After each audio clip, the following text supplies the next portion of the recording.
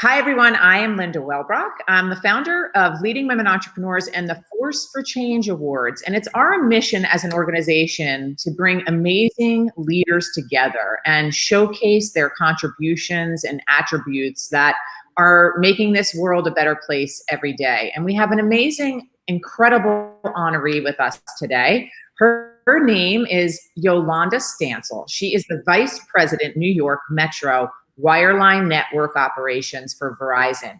Welcome, Yoli, and congratulations for being a 2021 Force for Change. Oh, so thank you so much, Linda, for having me, and definitely thank you for honoring me with the award. I love the work that you and your team are doing, and I am excited to be here.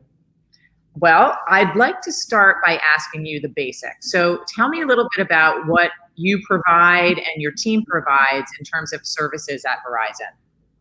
Oh, sure. So I lead an amazing team in the New York metro area, which is the 5 boroughs of New York City and also Long Island. And my team is responsible to build, install, and maintain the wireline network, which includes voice, data, video products, also high capacity circuits, as well as the wireless backbone, which includes 5G. So if you are in the New York metro area and you are a Verizon customer, my team made that magic happen.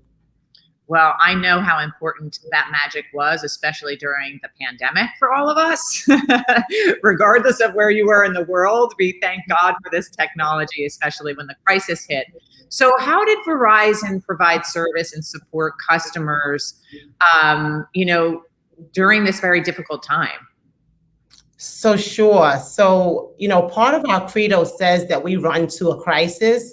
But the interesting thing about the pandemic is, of course, it was no one could foresee that something like the pandemic would happen. And to the point that you made, it was more important than ever for us to keep the team connected and people connected to their families. But we also needed to make sure that we were able to do it safely.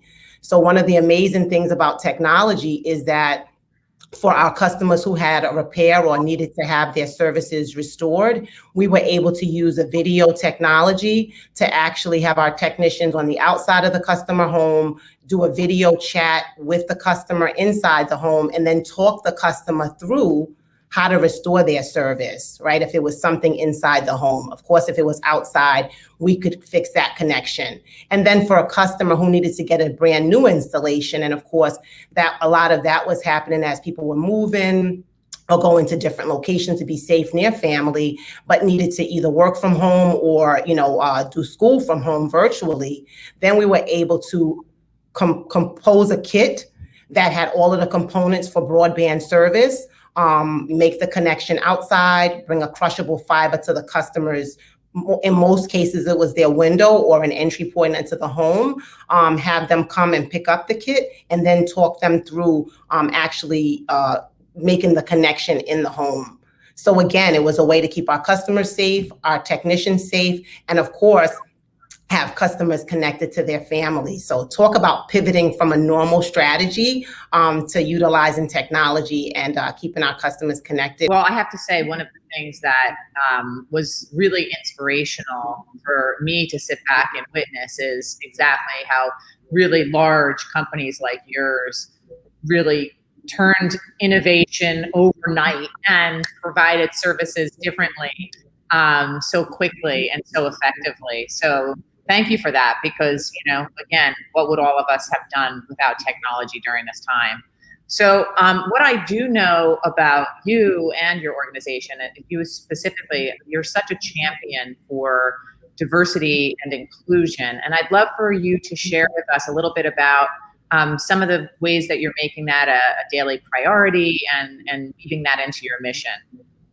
Sure, I'd love to talk about that. So diversity, equity, and inclusion, or equality for all, is something that is definitely near and dear to my heart. So I am part of the Global Network and Technology Organization. And, part of what we've been doing with a new initiative called Moment to Movement is leveraging the passion and awareness raised in moments of racial injustice into a sustained movement that embodies diversity, equity, and inclusion, in everything that we actually do. And this is not just around one point in time in an employee's life cycle for our diverse employees, but it's the entire life cycle, which includes, recruiting and onboarding, also attracting talent, developing, and then also the retention piece of it. Which is extremely important. And again, this is where we are allowing there to be an equal opportunity for all employees. The other thing that is, the only other, sorry about that, Linda. The other thing I was just going to add is we also have a company-wide initiative, which is called WOW, or Women of the World, which is where we are engaging and empowering our women by developing their fundamental skills and attributes. And this focus is really on, securing the leadership capabilities of women and helping us continue to build the pipeline. Yeah, I mean, it's incredible to hear about how leadership is, your leadership is so conscious and aware and inclusive. And it's really amazing to have you set this example for other, smaller and big companies to follow your path that you're paving. So again, thank you for that. Now, Linda, I'm sorry, I didn't mean to cut you off, but if I could just add one thing, as it relates to the Moment to Movement initiative that I spoke about earlier, one of the other great things is it gave me the opportunity to join the board of Tuskegee University, the College of Business and Science Information. And the great part about it is, as a part of that, I get to have a wisdom circle where there are 5 students that attend the university, and I get to give them advice and just sponsor them and talk about things that honestly I wish somebody was talking to me about when I was in college. I have one of their alumni that's a part of it. She works for Verizon as well. And we get to talk about interview skills. We get to talk about workplace culture. We get to talk about, being your authentic self. Just, again, things that I don't know about when you were in college, but when I was, nobody was talking to me about that.